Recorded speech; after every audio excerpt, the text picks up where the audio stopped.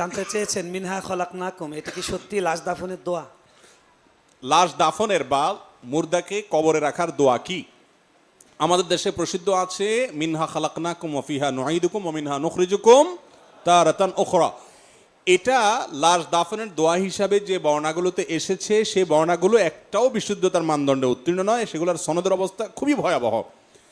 এই জন্য এটাকে লাশ দাফনের দোয়া আমরা বলবো না। তবে এই আয়াতটির অর্থ লাশ দাফনের সময়কার যে পরিস্থিতি এটার সাথে দারুণভাবে খাপ খায়, অর্থাৎ ওই বাস্তবতাকে আয়াত ফুটিয়ে তুলেছে। এই আয়াতে বলা হচ্ছে মিনহা খালাকনাকুম, এই মাটি থেকে আল্লাহ বলছেন তোমাদেরকে আমি সৃষ্টি করেছি, অফিহা নুঈদুকুম, এই মাটিতে তোমাদেরকে আবার আমি ফিরিয়ে আনবো, অমিনহা নুখরিজুকুম তারাতান উখরা, আবার এই মাটি থেকেই তোমাদেরকে সৃষ্টি করে কিয়ামতে দাঁড় করাবো আবার। তো এই জন্য এই আয়াতের অর্থের সাথে দাফনের পরিস্থিতির মিল আছে, বাট দাফন করার সময় আয়াত পড়তে হবে, সেটি বিশুদ্ধ হাদিস দ্বারা প্রমাণিত নয়। তাহলে কোনটা পড়বেন?